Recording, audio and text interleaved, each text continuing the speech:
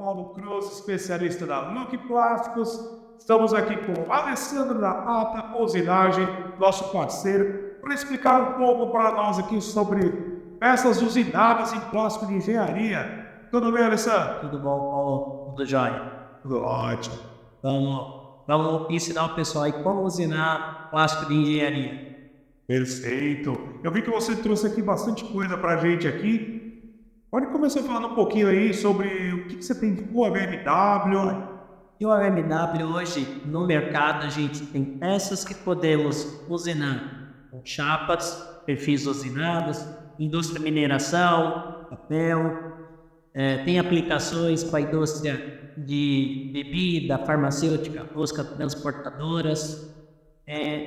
Existe um kit que a gente chama kit para enchimento em indústria de bebida, que vai composta de uma estrela, uma rosca. Por que usar o OMW? O vidro ou lata, no caso para a indústria de bebida, é abrasiva. E o OMW entra bem porque é um material que suporta bem essa questão de abrasão. Então ele vai funcionando bem para esse tipo de segmento. Indústria papeleira, na formação do papel, existe ali a tampa onde o papel é formado, usa muito OMW. As máquinas mais atuais utilizam cerâmica, mas devido ao custo da cerâmica e tempo de produção, muitas indústrias utilizam o OMW. E aí já usa o OMW aditivado. A gente pode estar usando o OMW com cerâmica ou microesfera de vidro. E ajuda bastante aí na questão do desgaste. E melhora até o custo-benefício utilizando o plástico ao invés da cerâmica. A cerâmica ela tem uma vida útil muito grande, porém o tempo de produção dela é muito alto. É uma média de 6 meses para se pedir um fósforo para uma indústria de papel. É aí que o OMW entra. E no caso dessa produção de uma peça de OMW cairia para quanto? 6 meses da cerâmica? Em 20 dias você consegue um... Nossa, que diferença, hein? Máquina parada, todo mundo sabe que hoje em dia é custo. É muito custo. Tem outras infinidades de aplicações no H. A gente tem aí os perfis que a gente chama perfil extrudado. Também feito em OMW, o sistema RAM, na extrusão, se cria o molde, se produz o perfil. Aplicações, transportadores, laterais, de esteira, no mercado aí para indústria em geral, hoje a maioria das linhas são com transportadores, né, para dentro de uma fábrica. Pegar aí na indústria de bebida, um transportador ele entre perfil superior e inferior pode chegar a uma média de 8 km. Isso a gente está falando de uma linha, né? A gente estima aí que uma indústria de bebida gasta em média aí de 100 a 200 mil reais por ano de perfil. É um valor muito alto. Muito, nossa. Então você tem tantos extrudados e os usinados, que é aquele que não se encaixa numa produção de uma peça usinada, né? Extrudada. Uma geometria dessa daqui a gente já não conseguiria usinar. Tem entre o perfil extrudado. Tem outras aplicações do OMW. Tem putties para a indústria de cosmético, até mesmo bebida usa, por exemplo, indústria que fabrica batom. Na hora de colocar o batom, tem um puckzinho aqui que centraliza a máquina na hora de colocar o batom e vai para a máquina que faz o enchimento e depois o transporte para embalagem e fechamento. E são produtos que são abrasivos, por isso que a gente vem utilizando muito o OMW ao invés do PAD. Isso aí a gente fala em dois materiais, ambos são polietilenos, mas um é de alta densidade e o outro é de baixa. O que muda neles é a questão de molécula. Enquanto o PAD tem até 1000, o OMW vai de 3,5 a 7,5. E aí a característica principal dele é a resistência à abrasão. Essa resistência torna ele superior na aplicação da questão de desgaste. Olha só, uma boa diferença, né? Porque quando a gente olha assim no toque, né? Ou visualmente, no toque ainda tem uma leve diferença. Sim. Mas assim, visualmente, para quem está aqui vendo a gente no vídeo, às vezes tem uma pequena diferença, não tem diferença, né? no material. Não, quem não conhece, se pegar um pedaço de PAD e o de OHMW, vai achar que é o mesmo material. Algumas características, para quem usina ali, sabe que a textura do corte é diferente. Você tem ali a questão do, a gente chama cavaco, quando gera o cavaco na usinagem, você sabe que ele é diferente. E o peso, né? O peso molecular é um pouquinho diferente, né? Enquanto um é 0,89, o PAD, o outro é 0,945. Então, um pouquinho diferente. Aí no peso molecular é um pouquinho mais pesado. É bem mínimo, mas tem uma diferença. Mas aí vai por isso que sempre, quando vai conversar com alguém, fala assim, qual a sua aplicação? Qual a sua necessidade? Entender a necessidade do cliente. O cliente é fundamental. Você fala assim, não, eu tenho um produto que vai me funcionar, por exemplo, uma esteira de poliacetal. Eu não posso indicar para ele o HMW. O HMW vai comer a esteira de poliacetal. E aí, tipo, vamos fazer o contrário. Agora eu tenho uma esteira de inox numa indústria alimentícia ou em um forno. Não dá para pôr o PAD. Eu vou ter que pôr o HMW, porque o PAD vai comer muito rápido. Ele vai gastar muito rápido. Vai haver um desgaste prematuro do material. Então, assim, tem que sempre saber qual é a aplicação. O ideal é sempre saber a aplicação. É o que aqui no comercial a gente chama de capacidade investigativa, né? É sempre tentar entender o projeto do cliente para estar aí ofertando o melhor material. Ou até uma melhoria, né? Exato. Nem sempre tem lá o material que ele está utilizando, às vezes não dura tanto, dá mais trabalho. E aí você pode estar indicando para ele, em função da aplicação, um material melhor. Essa é a ideia da gente indicar. É a mesma coisa que você tem no aço. Hoje você tem N aços, vários tipos de tratamento térmico para o aço melhorar, porém nos plásticos é a mesma coisa. A gente tem que indicar o melhor material, a melhor aplicação. Simplesmente falar, olha, tá aqui, põe lá e funciona, pode funcionar, mas nem sempre é o ideal. E a gente sabe que hoje, máquina parada, quanto o melhor material a gente puder estar indicando aí, né, para o cliente, às vezes até para ele ter uma parada programada mais espaçada, às vezes está usando um material que eu não digo mais frágil, mas ele não é indicado, ele está fazendo aquela manutenção programada, um espaçamento mais curto. Isso. E quando a gente coloca um material aí que está mais adequado ali de produção dele, ele acaba espaçando mais, fazendo com que ele tenha menos paradas por ano. Sim. Esse tempo hoje em dia fora que hoje em dia as empresas têm menos pessoas trabalhando na linha.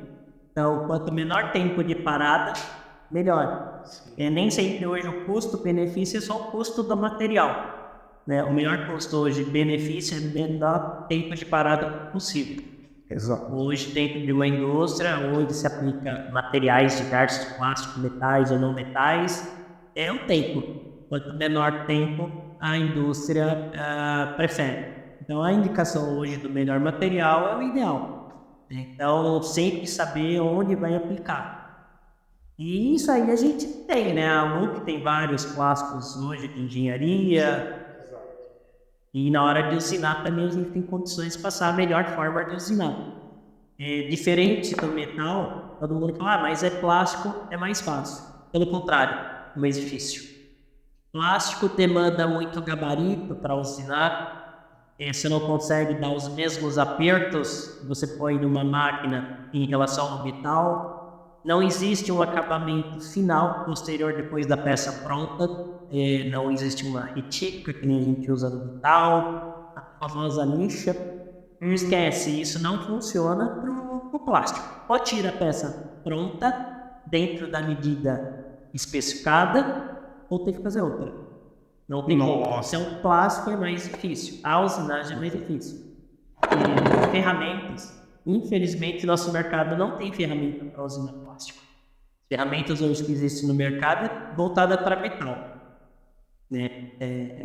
Nós que usinamos peça de plástico, hoje a gente consegue usar alguma coisa voltado a ferramentas que usina alumínio, os cortes são muito parecidos, ou o famoso BITS, que a gente conhece, aço rápido. Né? Então, o pessoal que trabalha aí no mercado ensinando plástico acha que é só pôr uma pastilha lá que usa no metal e vai embora. Não funciona. Não corta. Então é totalmente diferente, Totalmente né? diferente. Totalmente diferente. Olha, Inclusive plásticos que nem pode usar no mesmo processo do metal. O nylon mesmo, se a gente usinar ele usando na máquina o óleo solúvel, a peça vai estragar, porque o nylon é hidroscópico. Ele vai absorver toda a água que você jogar nele. Na hora que você for medir, ele vai estar uma medida, quando ele secar, ele vai estar outra. então vai dar uma alteração também na... Da alteração dimensional.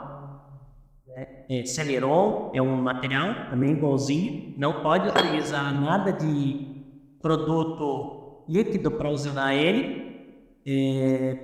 Temos outros materiais aí na plástico de engenharia que também absorvem água. Tem que tomar muito cuidado na hora de usinar. Nossa, olha. Então, tem alguns conceitos aí para plásticos bem diferentes para metal. Tem N aplicações, mas tem que tomar cuidado. Por isso que muitas vezes a pessoa fala assim, eu não gosto de usinar plástico. É difícil. É verdade. São materiais mais complicados. E temos aí materiais aí no mercado que hoje substituem praticamente o aço. Ao menos na categoria mais simples dos aços, hoje a gente pode substituir. Por exemplo, aqui é o nylon fundido. Esse por ele ser mais amarelinho, Esse daqui ele é aditivado com óleo. então ele possui óleo lá. Então esse daí é indicado para lugares e máquinas que são de difícil acesso para a lubrificação. Sim, ou você coloca ele como intermediário entre duas peças metálicas. Por exemplo, você tem duas engrenagens, existe uma intermediária, você pode colocar no meio delas e substituir. E automaticamente isentar aquele ponto a lubrificação.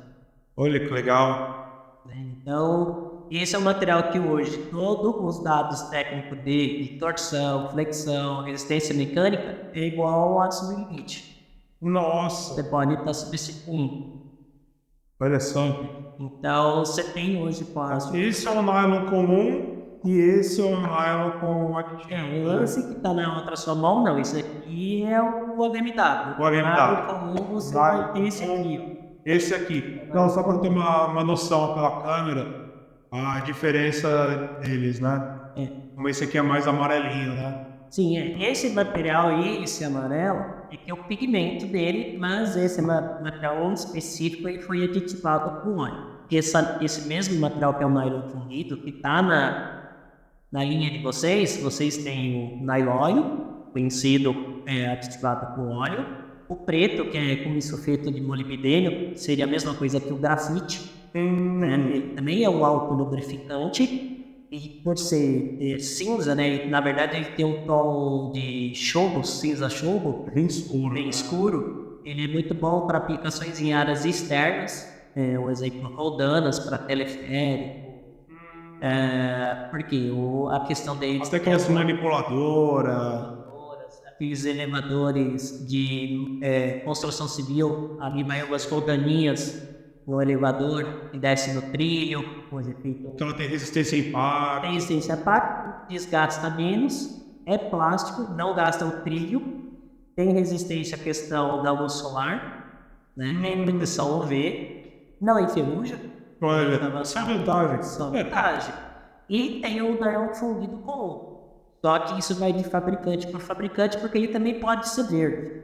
Tem fabricante que utiliza o óleo líquido ou sólido na composição, então ele fica verde. Mas aí é uma característica dos materiais fundidos, né? Os nylons fundidos. É o nylon comum, o Tecnil, que seria esse, é outro processo de nylon, e os nylons fundidos. Cada um para uma aplicação.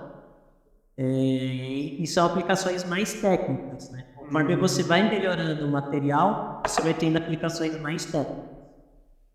Que daí vai começando a ter mais aditivos, daí tem que ver qual... Por isso que ele tem que ter a finalidade da peça. Ele vai ter um aditivo que pode melhorar tanto mecanicamente ou em temperatura, ou em questões de lubrificação. Isolamento térmico, isolamento elétrico. O arame W normal suporta até 90 graus no uso contínuo, mas hoje tem o arame W Hot, que pode usar até 130. É um aditivo que foi colocado na composição do material. Ele tem uma temperatura de trabalho superior. E aí você vai começar a ter outros materiais na linha de temperatura. Teflon, né, que suporta até 230 graus. Nossa. É utilizado para raspadores, vai muito em indústria farmacêutica, porque ele é tóxico. Ele também é tóxico. E acima dele a gente tem os de alta performance, que é o PIC, e suporta até 330 graus. Nossa. Então hoje Então tem metal que já não está mais aguentado. Não, o metal em si ele vai suportar. A maioria dos metais é 550 graus Celsius. Porém, na aplicação o metal não se comporta como deveria. Você tem questões que o metal oxida, até a questão dele ser metal, então ele pode ser atraído por algum equipamento. Então, assim, tem plásticos hoje de alta performance e vem substituindo muito bem o metal. Com certeza. Em hospitalar, hoje tem próteses feitas com materiais plásticos, que antigamente era utilizado o titânio. Mas o titânio não dava rejeição. Não dá rejeição. O plástico hoje dá menos. Olha. Então, tem inúmeras aplicações. Plástico de engenharia, onde você pensar hoje dentro de uma indústria, em alguma parte da máquina tem hoje uma peça de plástico de engenharia. Dependendo do segmento da indústria, você pegar uma alimentícia, uma de bebida, farmacêutica, a empresa é composta de 2 materiais, inox e plástico de engenharia. Não existe outro material no meio das máquinas. Então é sempre um desses dois. É sempre um desses dois. Então hoje o plástico vem sendo substituído. Fora os outros materiais, tem aí, a gente está falando, poliuretano, a indústria papeleira usa muito. Essa peça mesmo é utilizada numa indústria de papel, em máquinas para fazer papelão ondulado. Essa daqui a gente chama de clear, vai lá na parte onde passa todo o papel, dentro dele. Essas peças antigamente eram de aço, então como o papel é totalmente abrasivo, o melhor material acabou sendo poliuretano. Então aí você tem aí peças cocinadas ou moldadas. Legal. Temos aí uma infinidade de material em aplicações, engrenagens. Tem materiais que suportam até menos 70 graus. O OMW é um deles. É o PET, que é porque a gente sempre vem falando em temperaturas positivas. Qual que aguenta 90 graus, mas negativa a gente esquece da negativa. Mas uma aplicação comum é a indústria de sorvete. Com a indústria de sorvete, temperatura é negativa. Hoje, para fabricar um conezinho daquele do famoso sorvete de cone, se usava uma placa de inox. Só que inox, com 0 graus, ele já começava a congelar. O que acontecia? O produto congelava em cima da placa. O que começou a se usar? O PET para substituir, porque ele é menos 20. É uma aplicação que substituiu o metal em uma indústria alimentícia, onde o material continua sendo tóxico, e que inibiu a formação de gelo. Então, quer dizer, o pessoal fala muito, só positivo. Temos temperaturas negativas, frigorífico, câmeras frigoríficas, tudo que você imaginar que tem que estar entre ali 0 ou menos 0, eu acho que funciona muito bem. Qualquer o OMW funciona muito bem, PET, que é um outro material de alta performance. São 2 materiais muito bons, utilizado muito em indústria alimentícia também. Então temos aí uma gama de plástico muito grande. E além disso, ele também tem a vantagem da toxicidade. Sim, a maioria desses plásticos aqui são tóxicos. É claro que quando você pigmenta ele, ele já não é mais tóxico, né? Porque o pigmento não é atóxico. Infelizmente, Então, o HMW azul, não é atóxico. Ele não pode, porque o pigmento utilizado nele não necessariamente tem que ser o tem branco. que ser o branco. Qualquer outra cor ganhou cor, Ganhou, perdeu a toxicidade. ao menos que pigmento utilizado nele esteja de grau alimentício. Ah, entendi. Se o pigmento na fabricação da matéria-prima for grau alimentício, aí você pode falar, meu material HMW colorido é atóxico. Mas no geral, eles não são. No geral, não são. Ah, que legal, hein? É um exemplo, as chapas de PAD, que é utilizada para as tábuas de corte, e o pigmento colocado nela é atóxico. Então, independente da cor, ela continua com essa propriedade dela, né? Continua. Tóxico. Nesse caso, desde que a chapa seja produzida com essa finalidade, né? Sim. Então, ela já é pigmentada, já com a finalidade de manter a toxicidade. Então, por isso que no natural, a maioria dos plásticos, né, PET, Teflon puro, HMW puro, PAD puro, poliacetal, eles são atóxicos. O pigmento nosso, infelizmente, não é ainda atóxico. Lá fora, a maioria desses produtos coloridos hoje seria atóxico. E o segmento industrial vem pedindo isso. Infelizmente, o Brasil ainda usa aí 40%, 50% hoje de plástico, estamos longe dos maiores consumidores de médios de plástico usinado. Muita gente tem medo da aplicação, acha que não vai suportar, não vai dar certo, ou não sabe como usinar muitas vezes, então tem um mercado aí muito grande. É verdade. Bom, nosso HMW ele é importado, né? Então a gente tem trazido ele da Alemanha, né? Então eu acredito que ele tenha essa propriedade, né? Essa propriedade, o fabricante possivelmente tem que estar passando essa informação, para poder estar passando para o cliente final, principalmente se vai ter contato diretamente com o produto. Alimentação farmacêutica. No caso, se ele é atóxico. Mas, não sendo, você tem o natural. O natural vai... Porque o que muda do colorido para o natural?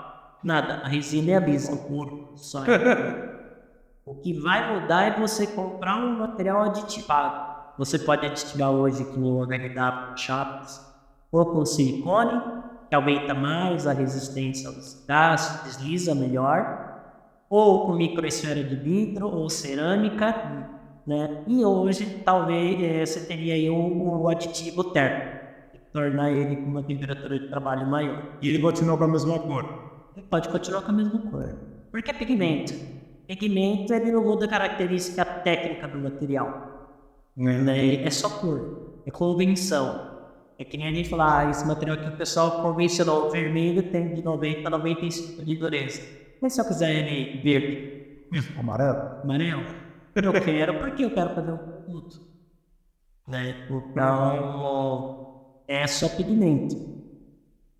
Acabou virando um normativo. É que o poliuretano ele meio que virou um padrão, né? O vermelho, né? Virou porque, como é um material com uma dureza de 90, 95, é o que o pessoal mais usina, mais compra, ele acabou se tornando. Mas se você já pegar o ambar, que é o amarelinho, a dureza dele é 75 short no padrão.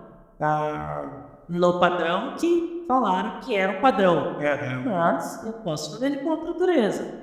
Eu pego um exemplo, esse daqui tem um tom aí de amarelado, né? E esse eu aqui tem 95 short. É verdade, olha a diferença. O fabricante que quisesse essa peça, falou, não, eu quero nessa cor porque eu quero tornar padrão dentro da minha empresa. A minha rodinha vai ser nessa cor. Eu quero me diferenciar do meu concorrente. Tem uma empresa que fabrica o HMW, se eu não me engano, ele fabrica na cor rosa. Nossa. Lá no sul. E esse cara vende na cor rosa porque diz ele que o material dele tem uma propriedade diferente. E é só ele que tem nessa cor. E aí cabe quem vai vender e falar assim, não, mas peraí, esse material não tem nada de diferente. A cor. Então, a cor. Então, esse é um problema aí no mercado de plástico. É verdade. Eu vi aqui que é ferro aqui, né? Isso é uma rodinha ou de empilhadeira ou aquelas empilhadeiras elétricas. E normalmente esses tubos são metálicos para suportar também junto a carga do equipamento. Sim. E é facilmente de fazer a parte do poliuretano. sim. Fazer a adesão, se usina o metal, passa um primer, entra com o PU, ele normalmente está no formato líquido, e aí você vai fazer uma mistura para dar a dureza, e depois vai numa estufa para ele endurecer e curar lá, e depois você põe endurecedor, isso, e aí depois você finaliza na usinagem.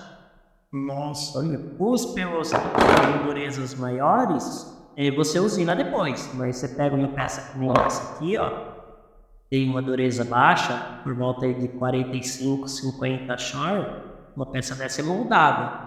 A gente faz o molde e depois faz o mesmo processo. Faz o PU, põe o líquido, põe numa forma e põe ele para endurecer. O processo é o mesmo, mas você já tem que estar com o molde pronto, porque essa peça não possibilita a usinagem. Sim. Faz como se fosse uma forma, né? Uma forma. O molde é uma forminha de gelo. E coloca dentro. Coloca ali. Endurecer de forma. Isso. Ou peças que demandam ali uma quantidade muito grande, mesmo que a dureza é grande, né? Essa peça que eu tô vendo, eu não consigo apertar ela é dura. E você também vai pôr um molde, porque não justifica você usinar uma por uma.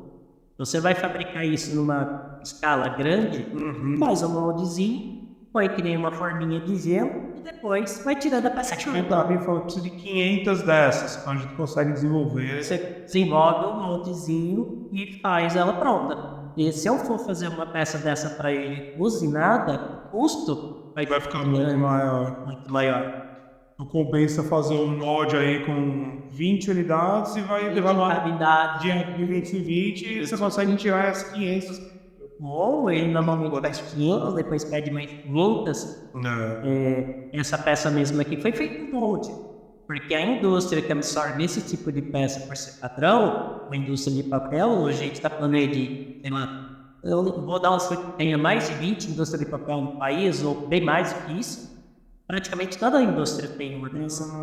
Então não compensa usinar. Você faz um molde, tem um padrão, só usina onde você vai finalizar o encaixe. Que daí vai ser o padrão daquela máquina. Do encaixe dele. Aí a outra indústria pode ter 4 furos. E aí a gente vai adaptando. Essa é uma das vantagens do plástico. Então, a gente consegue adaptar de acordo com o projeto do cliente. Com certeza. É a mesma coisa do perfil. Perfil é uma peça que, se o seu cliente fala assim, eu vou criar um transportador para o mercado, mas eu não quero nenhum perfil que está aí no mercado, eu quero o meu. Você consegue desenvolver uma matriz e fazer a extrusão do perfil, do HMW, que ele quiser, na cor que ele quiser, para a aplicação dele. Eu vou falar um exemplo, eu peguei um cliente recentemente, ele queria fazer um perfil, ele vende para uma empresa em específico, não pode ter cópia no mercado, tem patente, tem tudo. Eu criei um molde para ele, exclusividade, e eu faço uma média de 400 a 600 metros por mês desse perfil para ele. Olha. Então eu fiz a ferramenta, faço a extrusão, toda vez ele compra, tem a cor dele, ele mandou a cor que ele queria, tem que aprovar a cor, a geometria do perfil, e eu não posso vender esse perfil para ninguém, é dele. Virou um produto exclusivo. Então, hoje você pode fazer isso, né? E a vantagem do plástico, a gente pode ir indicando qual o melhor possível para a aplicação dele. No caso dele, era um transportador para caixinha de leite. É papel. Você vê, papel é óleo. Não, mas papel é abrasivo. E vai no transportador. No atrito no diário, passando em velocidade, velocidade. Ele desgasta o plástico. E bastante. Existe um transportador na indústria de bebida que chama transportador aéreo. É para o gargalo da garrafa de PET. Aí vem um perfilzinho de plástico. A velocidade que a garrafa passa nesse transportador é incrível. Não pode ser um perfil de inox, porque marcaria a garrafa. Então tem que ser de plástico, tem que ser de OMW. Ele suporta a abrasão que a garrafa tem, né? E não marca a garrafa. Nossa, coisa que às vezes a gente nem sabe, né? Você vê? Tem muita aplicação. Essa no geral, você tem que entender bastante onde vai aplicar, é diferente do semi-acabado. Mesmo quem vai vender o semi-acabado, se a pessoa não vem com o que ela quer, eu imagino, né? Eu quero uma chapa de tal material, porque ela já vem te pedindo. Ela vem, eu tenho uma peça que eu vou fazer na firma e traz lá alguma coisa. É tentar oferecer para ele o melhor produto. Sim. É o que a gente sempre instrui, é sempre tentar entender o que é o projeto do cliente. Porque às vezes o cliente ele chega e fala, mas me dê um plástico mais barato que você tem.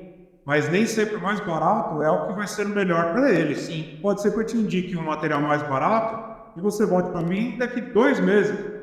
Paulo, o que é isso que você me vendeu? Por que você não pediu mais barato? A gente sempre tem que entender aos clientes qual é a finalidade, qual vai ser a usabilidade desse material, temperatura, se vai ser exposto ao sol ou não. Que aí a gente consegue aí afunilando para o item aí, às vezes até pede ajuda aí para vocês aí, né, aos universitários, né, a gente pede para dar uma força para a gente conseguir sempre aí ser mais assertivo na indicação do material, né. Hoje tem grandes clientes, indústrias que eles já vêm com a demanda do time de engenharia, que já vem com o material pronto, mas tem muitos que a gente às vezes até consegue e às vezes até baratear, né? Porque fala, mas por que você vai usar esse material se esse daqui te atenderia? Essa a ideia sempre de indicar o material correto. Fazer com que mesmo que o cliente venha com um produto já pré-definido, se na especificação dele não precisa ser aquilo, você pode oferecer para ele algo melhor. Eu falei, hoje tudo na indústria é custo. Não tem jeito. Se você ajuda uma indústria a reduzir um custo, ela vai usar aquele custo que sobrou para uma outra demanda. E a outra demanda pode ser uma outra peça. É verdade. Claro, vai ter aplicações que realmente precisa melhorar, você vai indicar o melhor. Fala assim, a peça é mais cara, mas eu lhe garanto que na sua aplicação vai ter uma vida útil maior, ou seu processo vai ser melhor.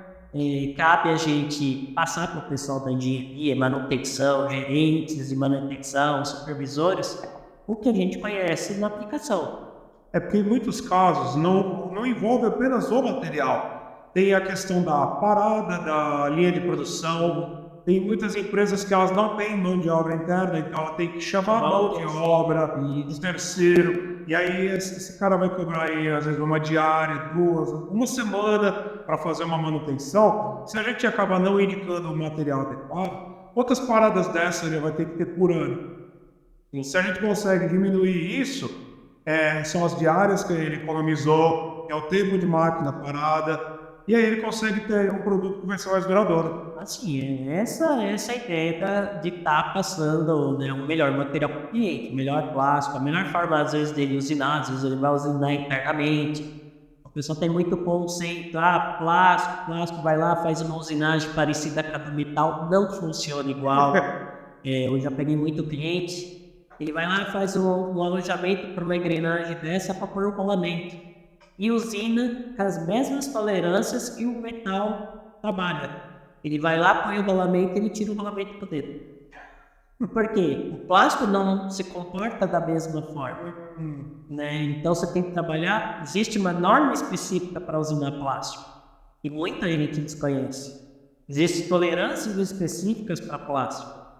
Para aplicações que o cliente quer que cada plástico que a gente tem aqui na mesa, cada um suporta uma tolerância diferente. E no plástico, então, tem uma pequena tolerância, né? Existe uma Então, tolerância ele consegue ser uma tolerância igual ao do metal? Não. Então, ele tem uma pequena variação. Tem uma pequena variação, mas existem alguns plásticos, inclusive um desses, esse que está aqui na minha mão, que é o PET, suporta uma tolerância mais apertada, que a gente chama. Mas nunca vai ser igual ao do metal. Nunca.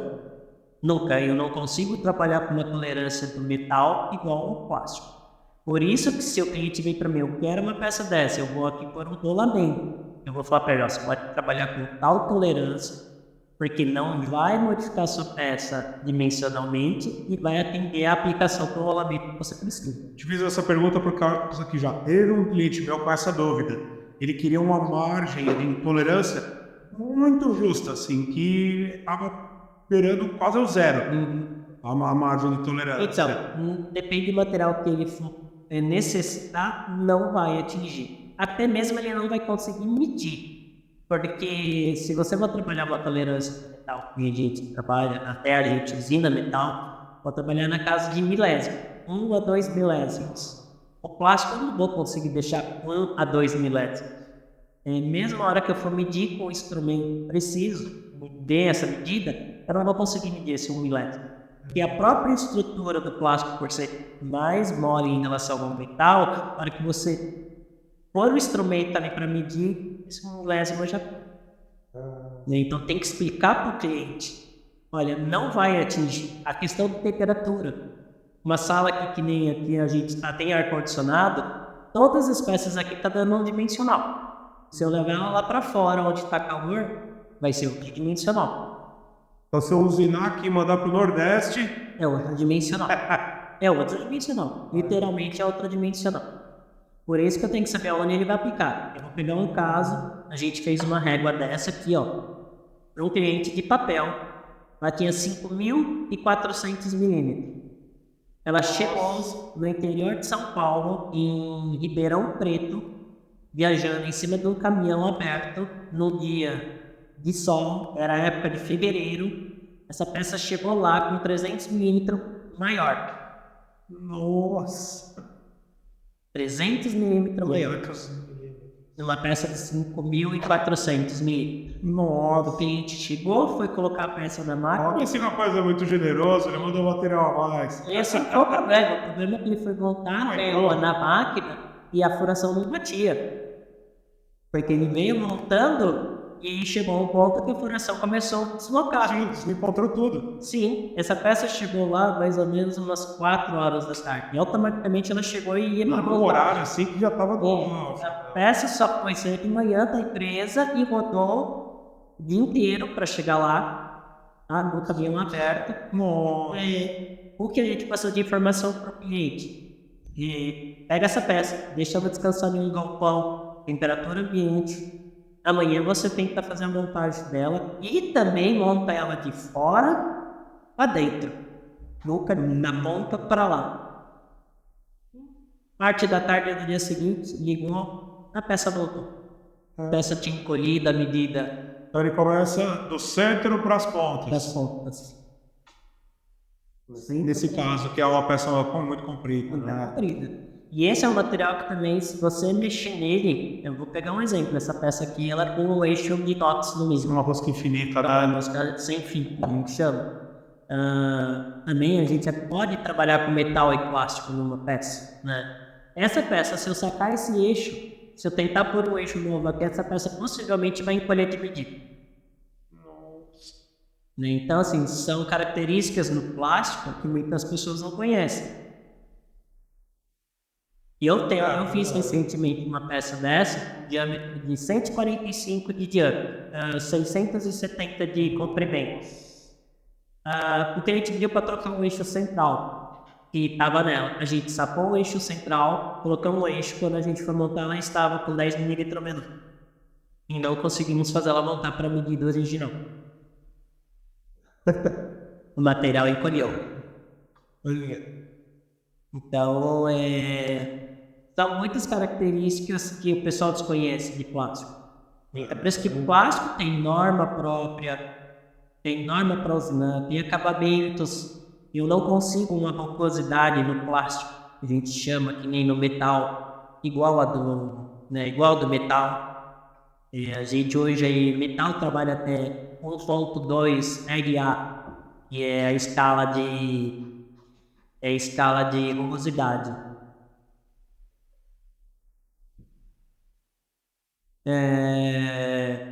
E o plástico não trabalha com essa escala, né? Então a gente tem que trabalhar com uma escala maior, entre 2.2, 2.8 é o máximo que você vai conseguir no plástico.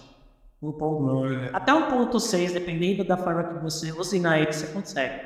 Mas abaixo disso, não. É interessante, porque isso não é bem comum de acontecer. Tem muito cliente que chega às vezes com algum desenho, tem umas tolerâncias assim que eu falo, nossa, é bem apertada essa daqui, é bem justo assim. Qual o problema? A maioria do pessoal que projeta peça de plástico projeta peça de metal. Então eu acho que a norma é a mesma. E a norma não é a mesma. Né? Então é um trabalho de formiguinha. Falar para o cara do projeto, da engenharia, que existe... Aí vai voltando, volta para compras volta para engenharia volta para o usuário final. E o cliente, ele mandava desenhos para a gente com umas tolerâncias impraticáveis. E a gente teve que ir lá na qualidade, falar com o gerente de qualidade, mostrar para ele que tinha uma norma própria, passar pelo projeto, gerente de projeto, adaptar os desenhos para a norma correta, e aos poucos foram fazendo isso, mas é um trabalho difícil. Com certeza. E muitas vezes também o engenheiro, né, o usuário final, né, da máquina lá, ele está às vezes tentando sair daquela peça em ferro ou de algum outro material, exatamente para fazer uma atualização, né, que eu digo, uma modificação, para poder ter uma peça que seja mais durável, ou que atenda melhor ainda às necessidades, né? E aí ele acaba se atentando, falta atenção nessa questão da norma, né? Que é a norma DIN do plástico. Sim, é a 7168. Isso. Essa é a norma que é utilizada para plástico de engenharia. Eu falei, tem plásticos que suportam tolerâncias mais justas? Tem. Porém, os processos também para usinar essa peça tem que ser processos mais máquinas mais modernas, centros de usinagem que trabalham com maiores precisões, e mesmo assim ela não bate com o metal, não vai bater, porque o metal me possibilita processos finais que o plástico não possibilita. Então é possível aplicar os plásticos nesses locais? É possível, por isso que tem que se estudar caso a caso. A gente tem o melhor plástico para o cliente. Legal. Bom, acho que por hoje, para o nosso primeiro podcast aí, acredito que a gente tenha sanado um pouquinho das dúvidas aí que vocês sempre acabam mandando para o nosso marketing aqui. E aí a gente vai começar agora com a sequência aí, tá sempre tentando abordar temas solicitados por vocês e até curiosidades aí sobre esse mundo infinito que é os plásticos e engenharia, né? Gostaria novamente de agradecer aqui ao Alessandro da ATA Usinagem, né? Por ter vindo aqui expor o termo e todo esse conhecimento.